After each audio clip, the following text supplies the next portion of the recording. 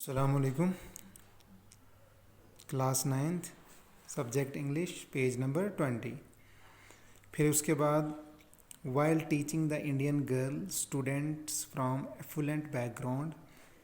Indian girls जो कि एक बहुत ही अच्छे रिच अमीर ख़ानदानों से ताल्लुक़ रखती थी, उन्हें उन स्टूडेंट्स को पढ़ाते समय at St. Mary school Kolkata में sister Teresa as she was now called, अब उसको बुलाया जाता था थेरेसा, जहाँ जैसे हम उसको टेरेसा पढ़ते हैं। Could not keep her eyes away from the, उन्होंने मदर टेरेसा ने अपनी आँखें मोड़ी नहीं या दूर नहीं रखी,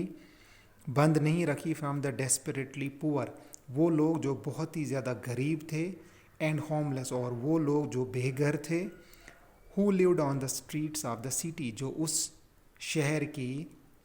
गलियों में रहते थे। इन स्लम्स, स्लम्स में, स्लम्स वो होते हैं जहाँ पर बहुत ज़्यादा बुरी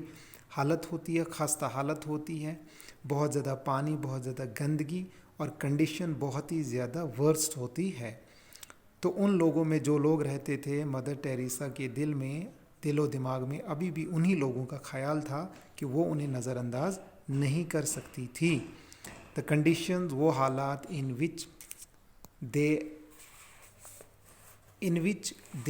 जिसमें दे एग्जिस्टेड वर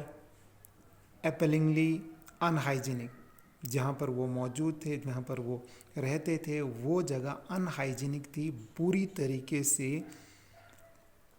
अनमेंटेन्ड थी, पूरी तरीके से मेंटेन्ड नहीं थी, बहुत ज़्यादा बीमारियाँ थी, बहुत ज़्यादा कीचड़ था, बहुत ज़्यादा पानी था, और ऐसा लग रहा था कि जैसे इंसान एकदम से बीमार हो जाएंगे, इस तरीके की कंडीशंस में वो लोग रहते थे। The filth and stink were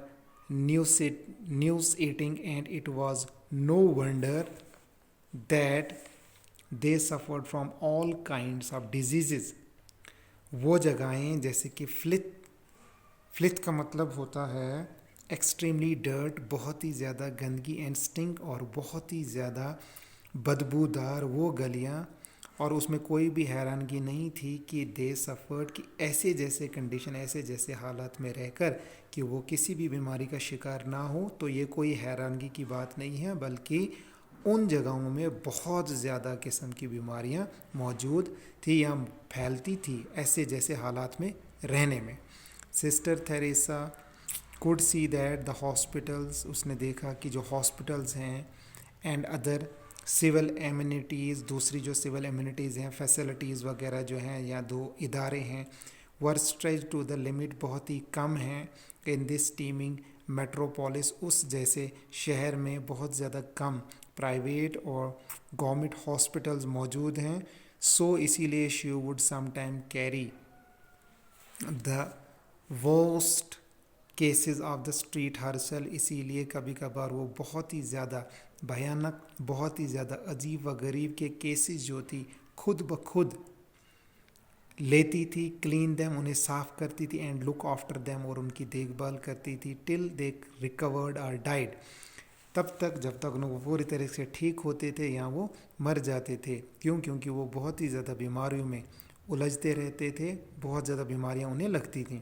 she could not bear to see anyone dying, वो बर्दाश्त नहीं कर पाती कि कोई भी उसकी आंखों के सामने मरे, without the dignity that every death deserve, बगैर किसी इज्जत के जो हर एक डेथ डिज़र्व करती है, कि वो उस तरीके से मरे, उसका जो अंतिम संस्कार होता है वो हो अच्छे तरीके से, उसको जो रस्मात वगैरह होते हैं वो निभाए जाएं।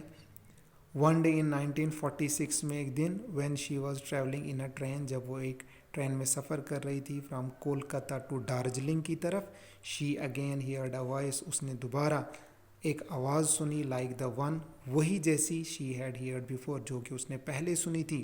टेलिंग हर, जो उसे बता रही है दैट नाउ, अब she must leave the convent, अब आपको कॉन्वेंट छोड़ना पड़ेगा, एंड हेल्प द पुअर, और गरीबों की मदद करनी पड़ेगी, बाय लिविंग विद देम, उनके साथ रहकर। शी फेल्ट दैट, उसे ऐसा महसूस हुआ, इट वॉज एन ऑर्डर, ये एक हुक्म है, which she could not disobey, जिसको वो मना नहीं कर सकती। And to quote her words, और अपने अल्फाज रखे, to fail would be to break faith, अगर मैं फेल हो गई, अगर मैंने ये वादा जो है तोड़ा, इसका मतलब ये कि मेरा भरोसा जो है वो टूट गया है। इसका मतलब ये कि जो आवाज़ मुझे आई ये ऊपर वाले की तरफ से आवाज़ है। अगर मैंने इस चीज़ को, इस आवाज़ को पूरा नहीं किया, उस कहने को पूरा नहीं किया, इसका मतलब ये कि मैंने एक फेथ जो होता है, भरोसा जो होता है, वो तोड़ दिया। This was the final turning point, ये आखिरी ऐसा मोड़ था that give birth to the Mother Teresa we all know about, जिसने मदर टेरेसा जैसे नाम को पूरी दुनिया में रोशन किया, जिसके बारे में हम आज जानते हैं। She asked her church order to give her permission, she asked her church order से कहा गया टू गिव हर परमिशन, कि उसे इजाज़त दी जाए, टू लीव द कॉन्वेंट, ताकि वो कॉन्वेंट छोड़ दे, and to start a new order of nun, और एक नया ऑर्डर जो है नन होने का निभाए। वो would help her in her work among the poor, जो उनकी मदद करे